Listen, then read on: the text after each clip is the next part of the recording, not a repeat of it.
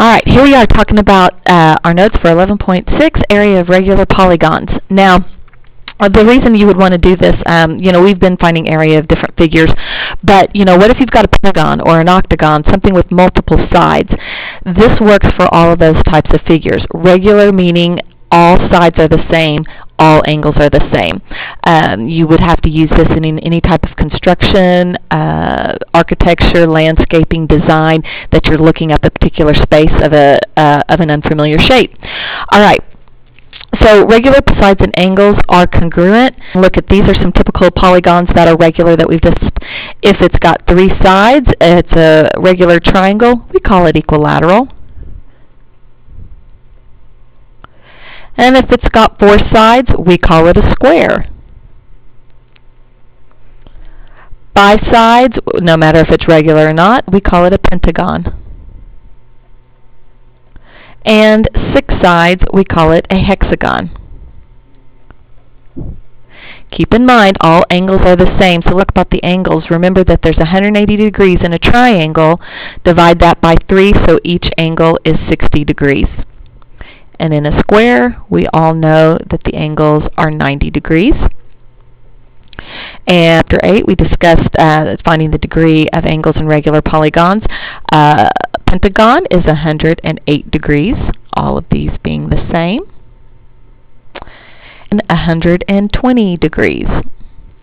Where the angles get more and more obtuse, the more sides you have on your polygon.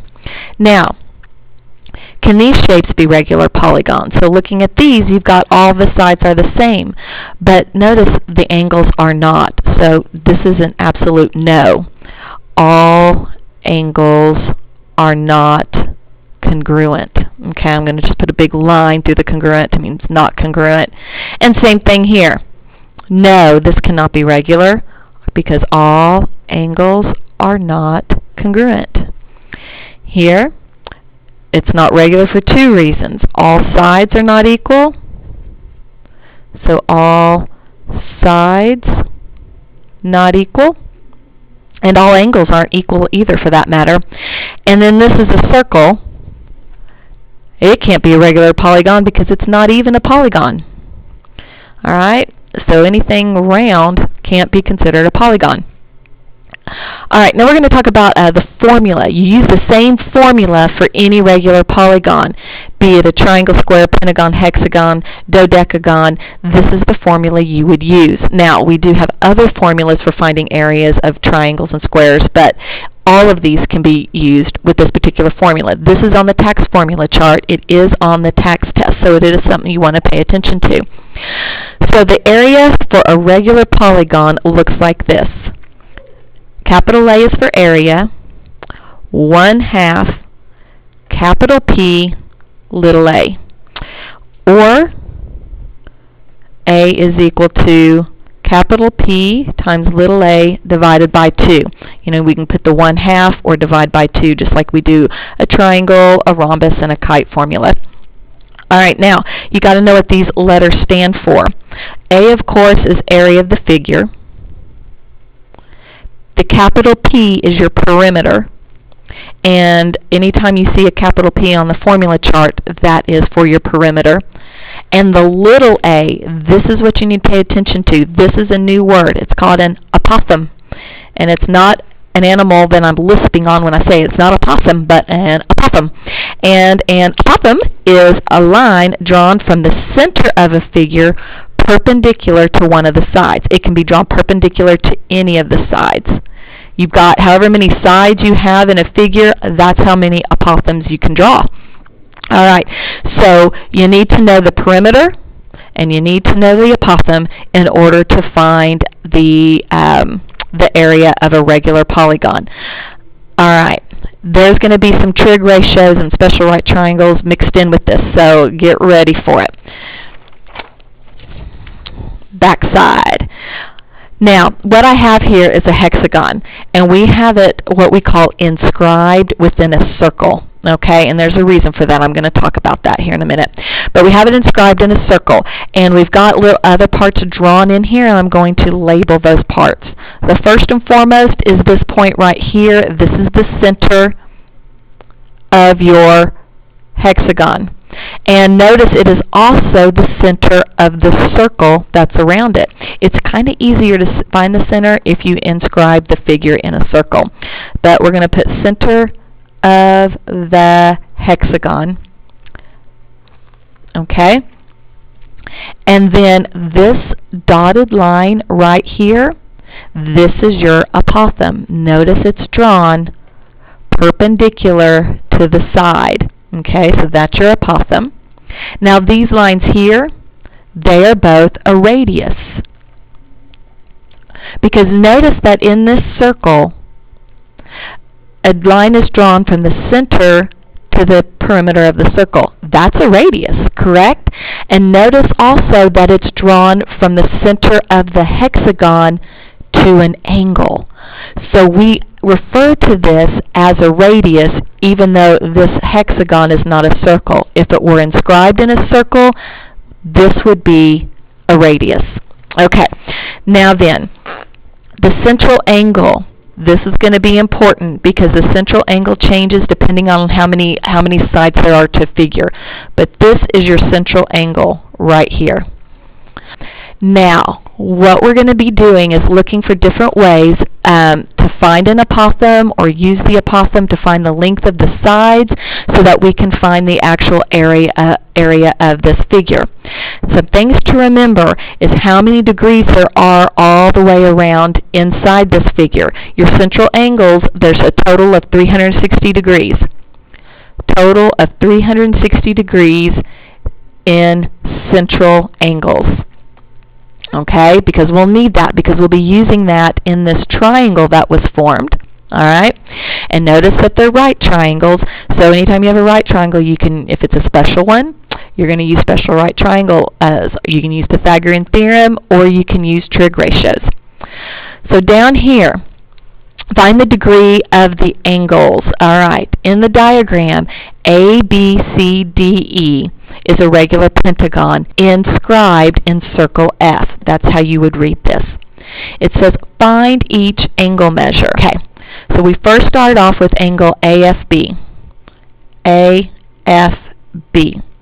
Well, that is a central angle. All right, and what you want to think about is if you have a pentagon has 5 sides. Okay, and we can create 5 central angles if we draw a radius from the center. All right, and all these center angles would be the same. So if you take 3 degrees and divide it by 5, you would get degrees. So each one of these central angles is 72 degrees. All right, now then, to find the measure of angle, and let's put an A right here so that we can understand that this is how we solve for part A. And then we're going to put part B. Find the measure of angle AFG. All right, well, this is your apothem drawn right here, and it splits this triangle in half. And since these are both the radius, they are congruent, making this an isosceles triangle, and also cutting that angle in half. So 72 degrees divided by 2 would give us 36 degrees. So angle AFG is 36 degrees. It's half AFG. It's half of this whole thing. And then part C. Find angle GAF. Well, that should be easy because we've been working with right triangles for a long time now. If this angle is 36, it's 90 minus 36 because those two acute angles have to add up to 90 since it's a right triangle. So we're going to take 90 minus 36 and get 54 degrees. Okay, so that's just a little intro to using an apothem. Here's where it gets a little trickier though. All right, down here it says find the perimeter and the area of the regular polygons. All right, this is the real stuff. So looking right here in this figure, it's a pentagon. It is not inscribed in a circle, but when I use the terms, I want you to make sure you understand what I mean. We're going to refer to this as a radius, and I'm going to refer to this one as the apothem. Okay, so to find the perimeter, I need to know the length of each of these sides, and they are all congruent. All right, but what I want you to understand is this apothem splits this side into two congruent parts. So if I can find this, I would double it and get the whole thing. And all you're going to do to find this part is Pythagorean theorem. 6.5 squared plus b squared is equal to 8 squared. And I'm going to simplify that down into one step. Oops. And say b is equal to about 4.7. Remember, you have to square both of these, subtract, and then take the square root to get the actual answer for b. Please ignore that little orange thing. I was putting a square and I didn't mean to.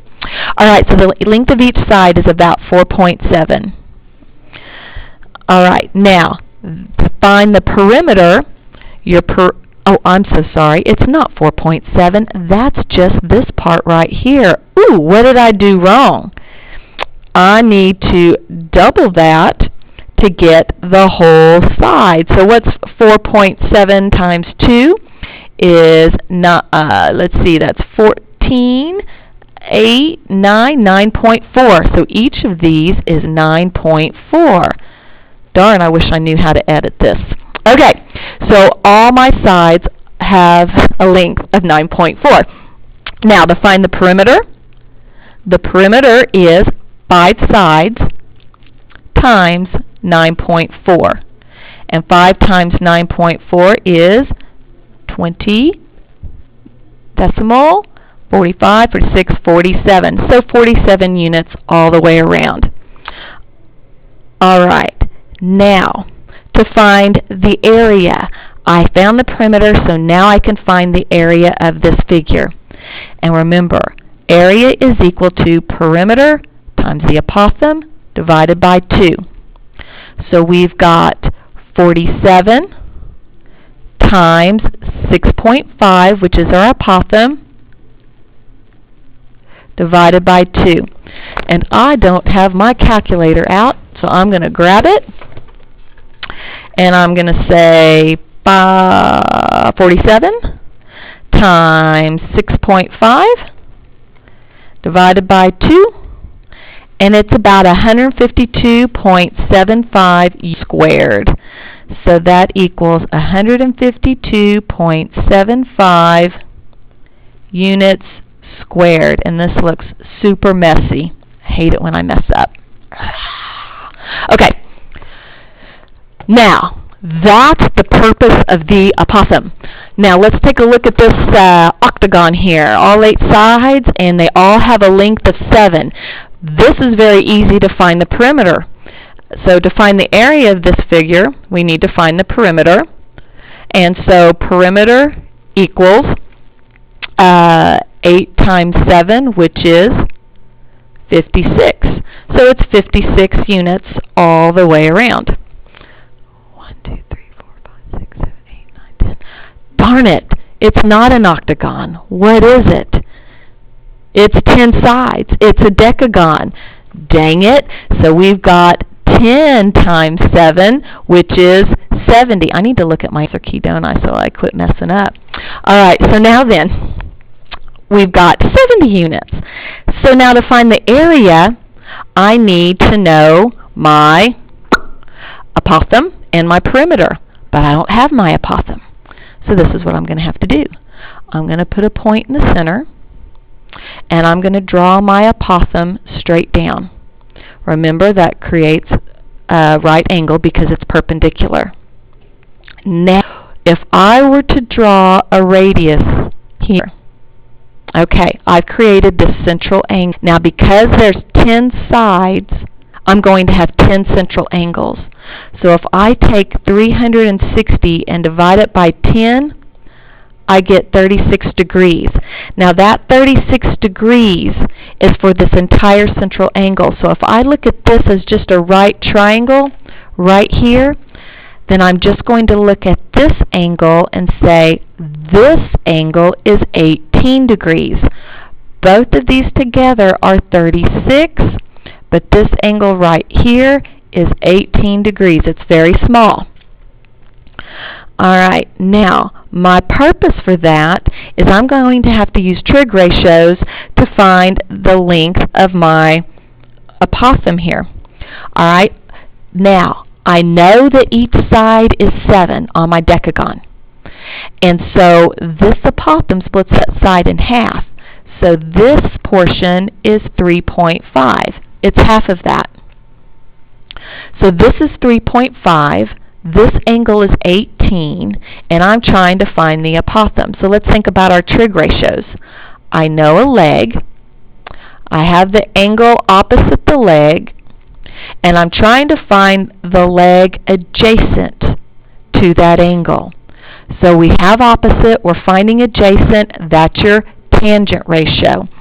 So the tangent of 18-degree angle is opposite 3.5 over adjacent.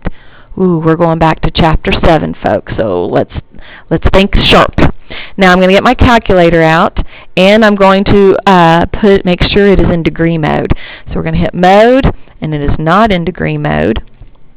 So that is done. Now, since the x is on bottom, I'm going to flip those two and end up dividing 3.5 by the tangent of 18. Okay, so x is going to be equal to 3.5 divided by the tangent of 18 degrees, which is about, we're going to round that to 10.8. So this is my apothem. Okay? You want to circle that and make sure you know how you found that so that you can do it again. So now then my area of my decagon is the perimeter of 70 times my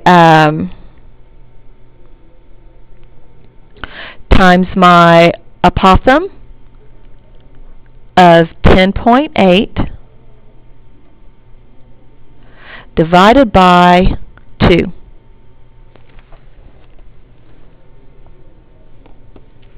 So here we go.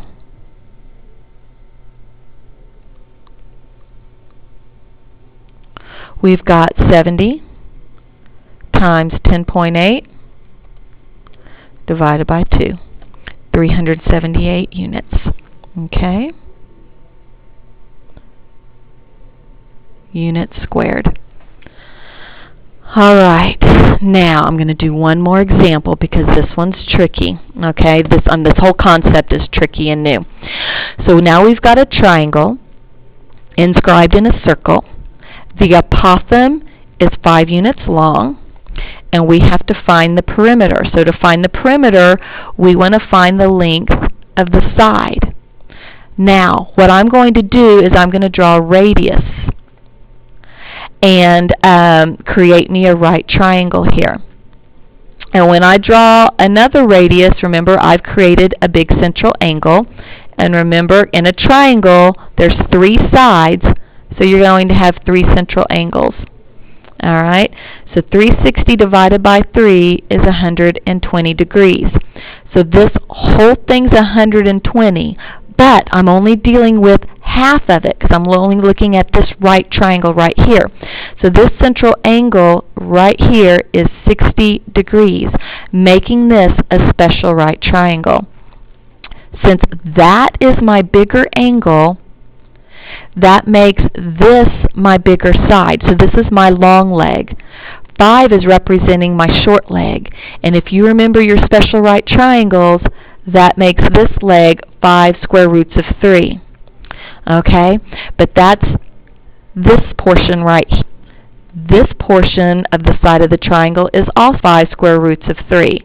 And what's 5 square roots of 3 plus 5 square roots of 3? But 10 square roots of 3. And I'm going to leave it in radical form just so I get a more accurate type of answer, because I can do a lot of this in my head that way. So my perimeter, every side is 10 square roots of 3. So if I take 3 times 10 square roots of 3, I'm going to get 30 square roots of 3. And that is going to be my perimeter. Now to find my area. That's my perimeter, 30 square roots of 3, times my apothem of 5, divided by 2, and we're going to get 75 square roots of 3. Now, some of y'all might elect to change that radical to a decimal, and that is perfectly fine. But like I said, for me, I can sit there and do this in my head. 30 times 5 is 150, and 150 divided by 2 is 75. And I just tag that radical on just like I would if it were a variable. And that gives me the exact answer. So go back and review to make sure that you understand the purpose of the apothem and how it's used.